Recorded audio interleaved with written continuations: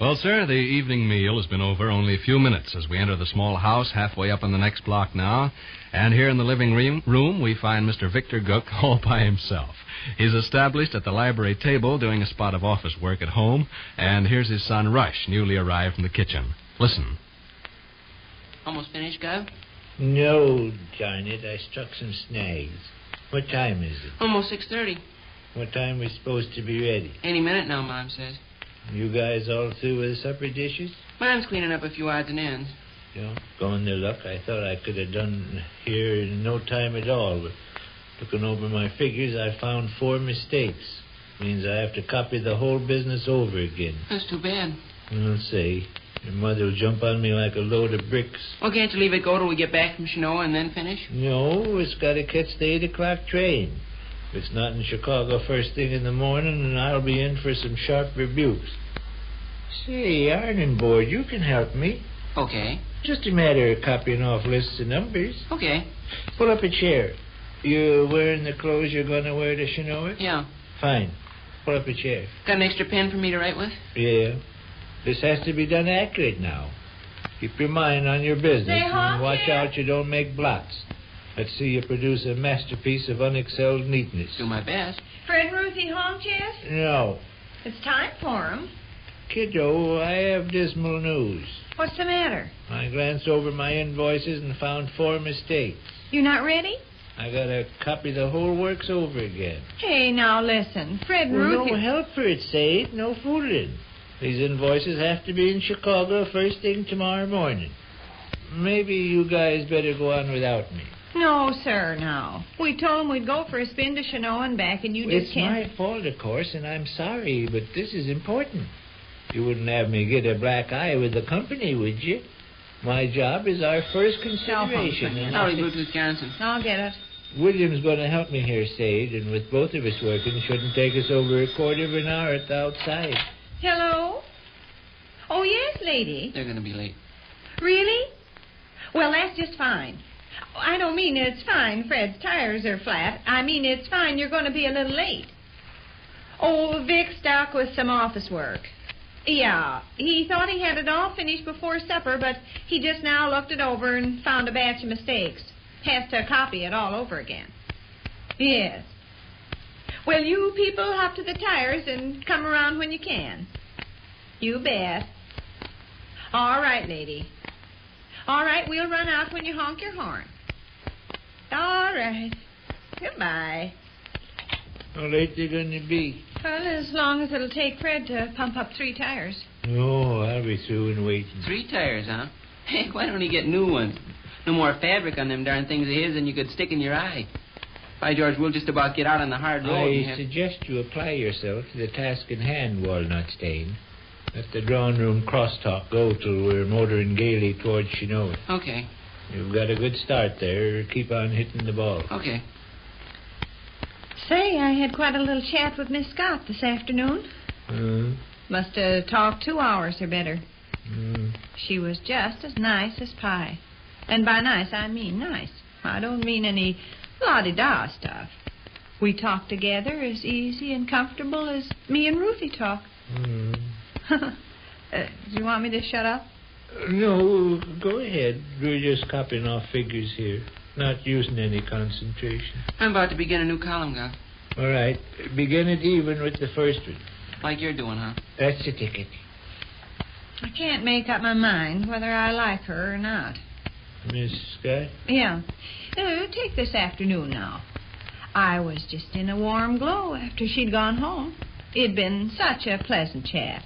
I felt like there's a lady I could be the best friends in the world with.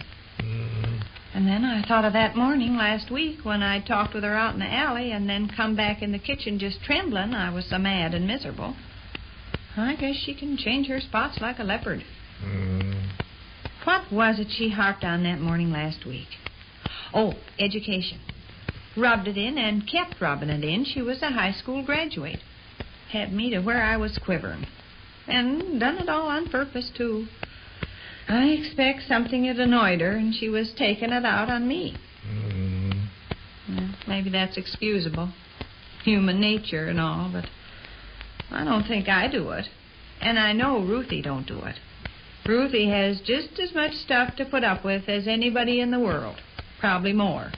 But she don't take it out on me or anybody else. I can tell when she's out of sorts, and she's out of sorts time and time again, but she wouldn't any more let on than a horse. Keeps it inside herself. Watch out for my threes, Jackson. They look quite a bit like eights, you know. I recognize them. She puts me in mind considerable of Lena Welcher. Miss Scott? Yeah, you remember Lena Welcher there in Dixon? Well, Lena Welcher all over again. Even looked quite a bit alike, come to think of it. Lena had them same bright black eyes and quick way of moving.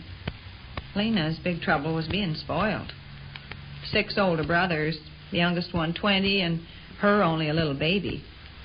Had everything in the whole wide world she could possibly want. This is 3, ain't it? Yeah. Okay.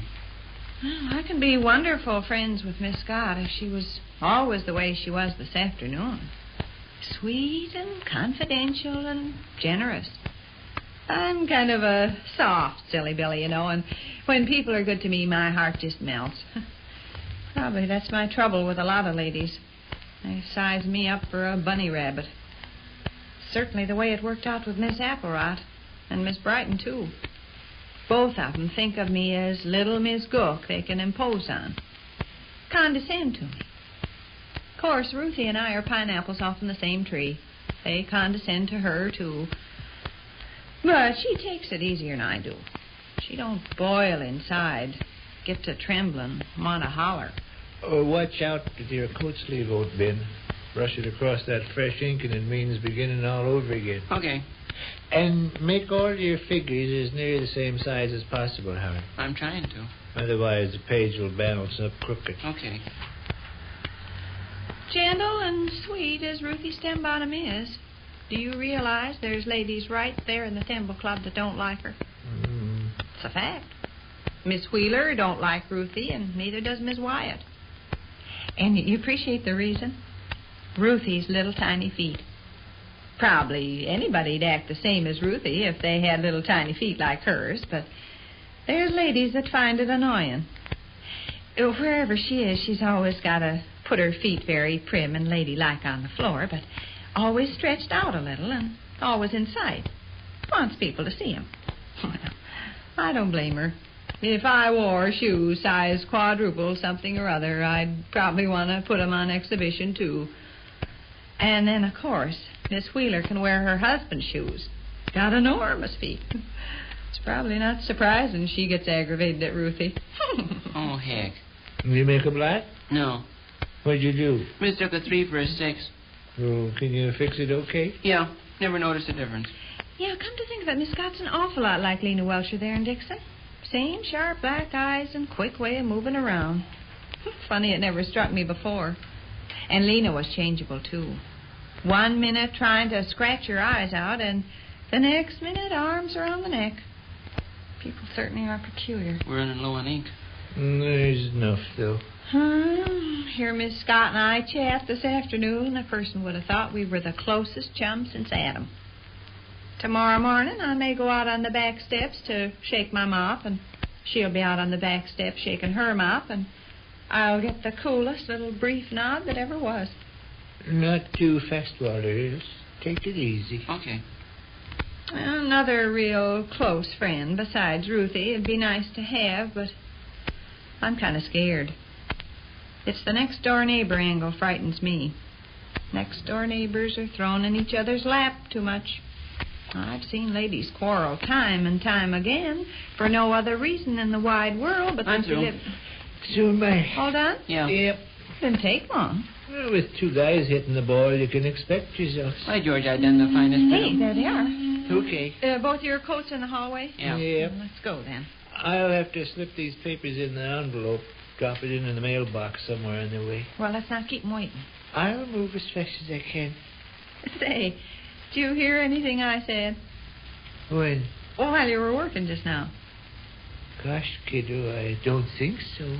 Did you, Willie? Hear anything you said? No, not a word. Huh? I had a nice sociable gossip all by myself. Well, let's go. which concludes another brief interlude at the small house halfway up in the next block.